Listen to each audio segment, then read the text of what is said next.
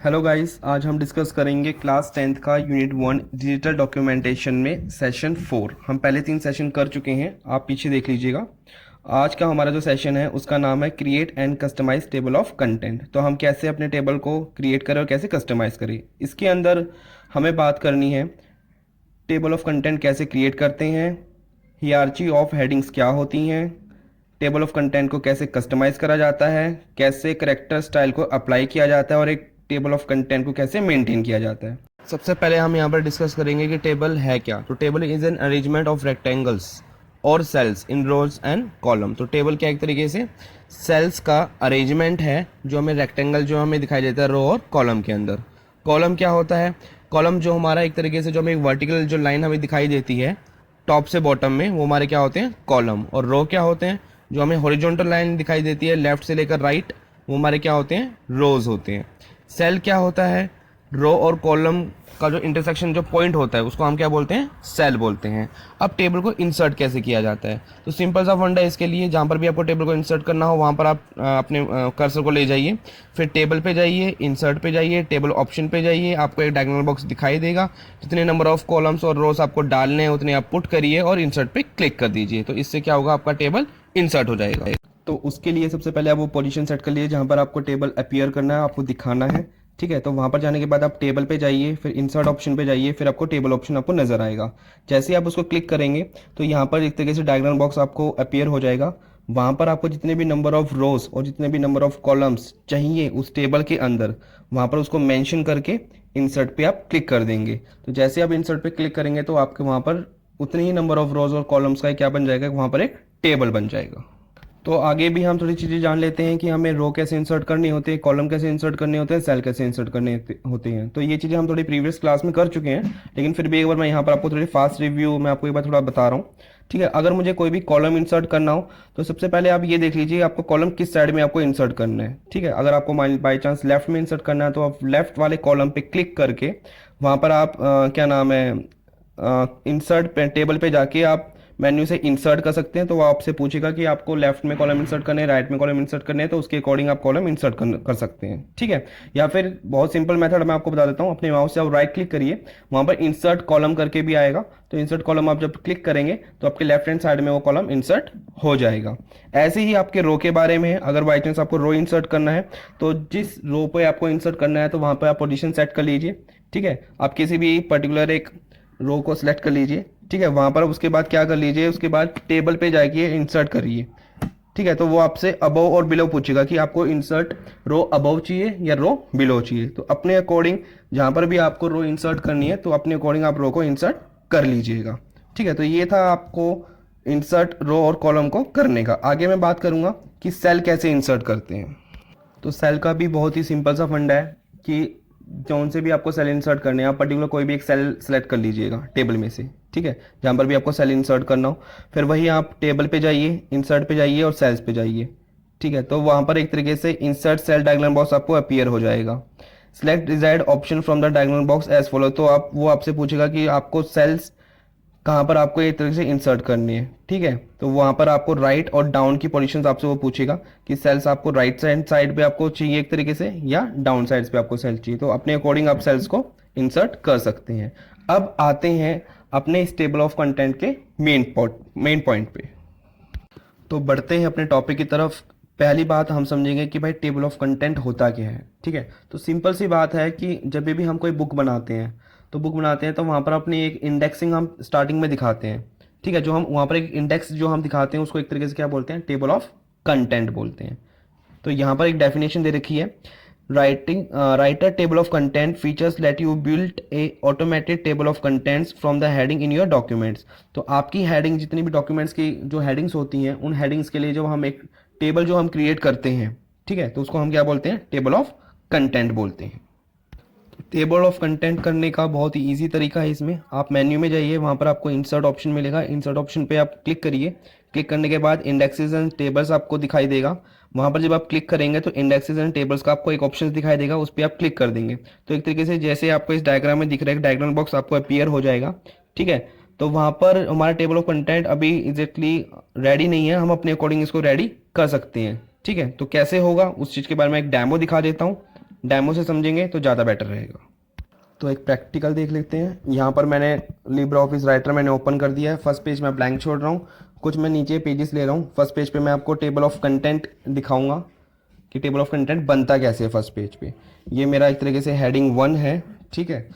अच्छा, ये चीज़ मैं आपको समझाने से पहले मैं आपको एक चीज़ और बता दूं, जो टेबल ऑफ जो कंटेंट होते हैं हमारे, वो हमारे हेडिंग्स पे बनते हैं, ठीक है। जो भी हमारे हेडिंग्स होते हैं, जैसे हम कोई बुक बनाते हैं ना, तो बुक में क्या होता है, जो भी चैप्टर्स के नाम होते हैं तो उसके इंडेक्स चैप्टर के नाम लिखे रहते हैं और पेज नंबर लिखे रहते हैं। तो ऐसे ही इसी तरीके से हमारे टेबल ऑफ कंटेंट्स बनते हैं, ठीक है। तो टेबल ऑफ कंटेंट्स हेडिंग्स पे बनेंगे। तो इसी तरीके से मैं आगे देखता हूँ। ये मेरा हेडिंग 2 हो गया। यहाँ पर मैं एक तरीके से इंट्रोडक्शन ले लेता हूँ। ये मैं अपना हेडिंग 3। बेसिकली बाय डिफ़ॉल्ट अगर मैं हेडिंग्स की बात करूँ तो लिब्रे ऑफिस राइटर्स में बाय डिफ़ॉल्ट 10 हेडिंग्स होती हैं। तो आमतौर पे हम 4 हेडिंग्स पे ही काम करते हैं, ठीक। अब मैं नेक्स्ट पेज पे चलता हूँ। यहाँ पर मैं देखता हूँ, आप लेफ्ट हैंड साइड ऊपर देखिएगा, ठीक है। जो जहाँ पर मेरे स्टाइल्स होते हैं, ये हेडिंग 1 हो गया, ये हेडिंग 2 हो गया, ये हेडिंग 3 हो गया, ठीक है। हम नेक्स्ट पेज पे चलता हूँ। नेक्स्ट पेज पे ये मेरा तरीके से हेडिंग 1 हो गया। फिर नीचे देख लेते हैं, ये हेडिंग 2, ये हेडिंग 3 हो गया। फिर एक पेज और देख लेते हैं, 4। तो मैं यहाँ पर बेसिकली 4 ही पेजेस लेता हूँ। अब मुझे क्या करना है, यहाँ पर अपने फर्स्ट पेज पे क्या करना है, टेबल ऑफ कंटेंट बनाना है। तो इसके लिए मैं क्या करूँगा, इंसर्ट पे क्लिक करूँगा।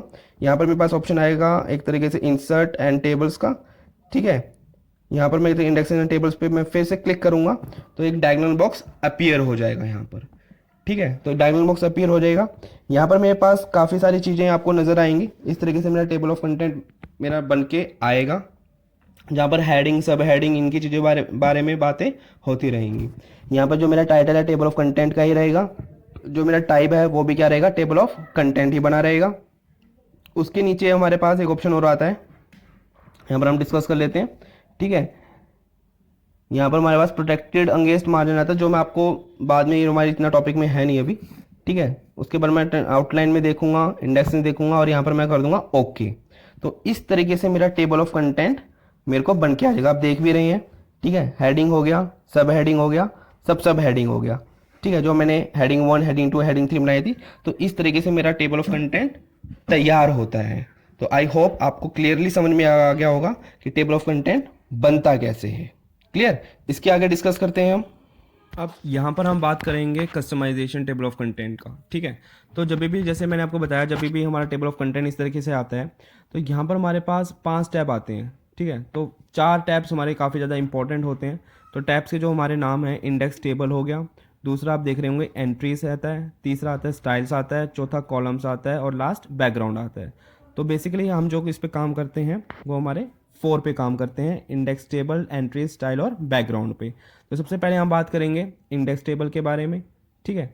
तो जब मैं इंडेक्स टेबल के बारे में यहाँ पर डिस्कस कर रहा हूँ तो यहाँ पर आपको नज़र भी आ रहा होगा कि सबसे पहले हम टाइटल देखते हैं इसके अंदर, ठीक है। उसके बाद हमारा जो टाइप है टेबल ऑफ कंटेंट्स आता है। फिर हमारा एक तरीके से आता है प्रोटेक्टेड अगेंस्ट मैनुअल चेंजेस। ये क्या होता है कि जब आप टेबल अपनी कंटेंट को जब आप हटाने की कोशिश करेंगे ना, ठीक है, जब आप उसमें एडिटिंग करने की कोशिश करेंगे तो वो हटेगा नहीं उस टाइम पे, क्योंकि उस टाइम पे हमारा ये टिक लगा हुआ होता है, ठीक है। जब मैं वहाँ पर उसको एडिट करता हूँ और जब मैं इसको यहाँ से हटा देता हूँ, प्रोटेक्टेड अगेंस्ट मैनुअल पेजेस को हटा देता हूँ, तब वहाँ पर अपने टेबल ऑफ कंटेंट में आप चेंजेस कर सकते हैं, उसके बिना वो नहीं करेगा। अब डिस्कस करते हैं अपने एंट्रीज टैब के बारे में, जहाँ पर आपको एक तरीके से यहाँ पर हेडिंग्स भी दिखा रहा है, लेवल्स दिखा रहा है हेडिंग्स की, ठीक है। तो हमारे पास यहाँ पर कुछ बटन्स भी होते हैं। हमारा ई स्लैश होता है, ई होता है, टी होता है, ठीक है। हमारा LS बटन होता है। तो इन बटन्स के बारे में मैंने जानकारी भी आपको दे रखी है राइट हैंड साइड पे। जो हमारा ई हैश करके जो हमारा होता है वो क्या करता है, चैप्टर नंबर को रिप्रेजेंट करता है। जो हमारा ई बटन होता है वो एंट्री टेक्स्ट को रिप्रेजेंट करता है। जो हमारा टी होता है वो टैब स्टॉप को रिप्रेजेंट करता है। जो मेरा हैश होता है वो हमारा पेज नंबर को रिप्रेजेंट करता है। क्लियर? जो हमारा LS बटन होता है वो एक तरीके से रिप्रेजेंट करता है start of A hyper link को रिप्रेजेंट करता है। और जो हमारा LE जो होता है वो हमारा end of A hyper link को रिप्रेजेंट करता है, ठीक है। तो हर एक आउटलाइन लेवल पे आप ऐड भी कर सकते हैं, डिलीट भी, आप एलिमेंट्स को डिलीट कर सकते हैं। चैप्टर नंबर हो गया आपका।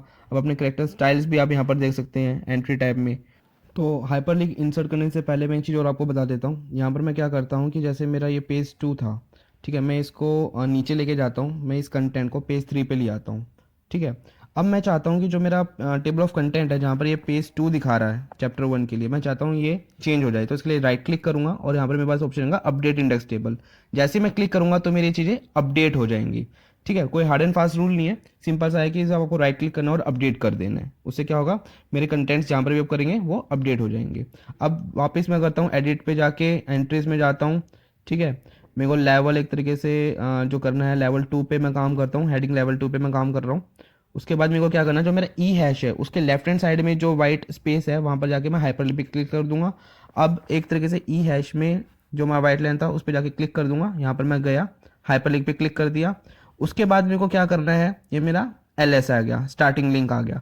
उसके बाद मेरे को क्या करना है, नेक्स्ट पॉइंट मेरे को ये कह रहा है कि स्ट्रक्चर लाइन पे place the cursor in the white field to the right of E button. जो मेरा ई बटन है, पहले ई हैश पे करा था, अब मैं ई बटन पे करूंगा। ई बटन के राइट साइड में जो मेरे को लिंक दे रखा है वाइट लिंक, उस पर जाके क्लिक करके फिर पे मैं हाइपर लिंक पे क्लिक कर दूंगा। ठीक है, अब यहाँ पर आ जाएगा मेरा एंड ऑफ हाइपर लिंक आ जाएगा। उसके बाद मेरे को क्या करना है, यहाँ पर मेरे को एक तरीके से लिंक आ जाएगा तो एडिट पे क्लिक कर देना है। तो यहाँ पर मैं जाऊँगा एक तरीके से ओके कर दूंगा। तो आप देखिए जो मेरी हेडिंग 2 है, चैप्टर 1 मेरी हेडिंग 1 थी, ये चैप्टर सब चैप्टर मेरी हेडिंग 2 है, तो मेरा हाइपर लिंक बन गया। मैं किसी पे भी मैं क्लिक करूँगा तो ऑटोमेटिकली मैं उस पेज पे पहुँच जाऊँगा। जैसे मैं किसी भी क्लिक करता हूँ तो ऑटोमेटिकली मैं यहाँ पर पहुँच गया। तो ये था मेरा हाइपर लिंक इंसर्ट करने का तरीका। अब आगे हमारे पास जो आता है कि नेक्स्ट जो टैब आता है मेरा स्टाइल का आता है। ठीक है, तो इसमें आता है कि भैया नंबर ऑफ, अगर मेरे को लेवल्स चेंज करना हो, पैराग्राफ स्टाइल्स चेंज करनी हो, ठीक है, मुझे एडिशनल स्टाइल अप्लाई करना हो, तो by default Writer evaluate 10 levels of heading when it builds the table of content. To change the number of level evaluated enter the desired number of the evaluated up to the level spin box. तो मैं अपने according अपने level देख सकता हूँ और उसको एक तरीके से मैं ओके करके अपने लेवल्स चेंज कर सकता हूँ। ठीक है, तो इसमें मैं एक तरीके से, आप राइट हैंड साइड पे भी देख रहे हो, मैं पैराग्राफ स्टाइल्स भी यहाँ पर चेंज कर सकता हूँ। इसके आगे हम बात करेंगे अपने नेक्स्ट टैब की तरफ, जो हमारा आता है बैकग्राउंड टैब। इसके अंदर फिर हमें क्या करना होता है, अगर मुझे कलर को ऐड करना हो या ग्राफिक को ऐड करना हो, ठीक है, टेबल बैकग्राउंड में, टेबल ऑफ कंटेंट के बैकग्राउंड में हमें करना हो, ठीक है, तो वहाँ पर हम क्या करते हैं, अपना बैकग्राउंड टैब यूज़ करते हैं। और टेबल ऑफ कंटेंट को सेव करने के लिए सिंपल सा, to save the table of content so that the table appear in your document, okay पे आप क्लिक कर दो तो आपका डॉक्यूमेंट सेव हो जाएगा। लास्ट में हम टॉपिक पे बात करते हैं इसके, जो कि हमारा आता है टेबल ऑफ कंटेंट को मेंटेन कैसे किया जाता है। तो इसमें सिर्फ 3 इंपॉर्टेंट चीज़ें होती हैं, टेबल को एडिट करना, टेबल को अपडेट करना और टेबल को डिलीट करना। तो सिंपल सा फंडा है इसके लिए। ठीक है, तो आपको अगर टेबल को एडिट करना हो तो कहीं पर भी आप एक तरीके से माउस से आप राइट क्लिक कर दीजिए टेबल ऑफ कंटेंट पे, वहाँ पर आपको एक तरीके से 3 ऑप्शंस आपको दिखाई देंगे, एडिटिंग का, अपडेटिंग का और डिलीटिंग का। तो अगर आपको एडिट करना है तो आप एडिट वाले पे चूज़ करिए, वहाँ पर एडिट पे क्लिक करिए तो आपको डायलॉग बॉक्स अपीयर होगा, तो अपने अकॉर्डिंग आप एडिटिंग कर सकते हैं। ठीक है, अपडेट का मैंने आपको जैसे बताया कि अगर मान लो मुझे पेज नंबर अपडेट करने हैं तो मैंने अपडेट का आपको मैंने दिखा भी दिया था। डिलीट करना हो तो वही आप करिए, राइट क्लिक करिए माउस से, तो वहाँ पर डिलीट का आएगा, डायलॉग बॉक्स आएगा, तो आप अपने जो टेबल ऑफ कंटेंट को जो आप चाहते हैं डिलीट करना वो उसको आप डिलीट कर सकते हो। तो यहाँ पर हमारा ये टेबल ऑफ कंटेंट का टॉपिक फिनिश हो जाता है।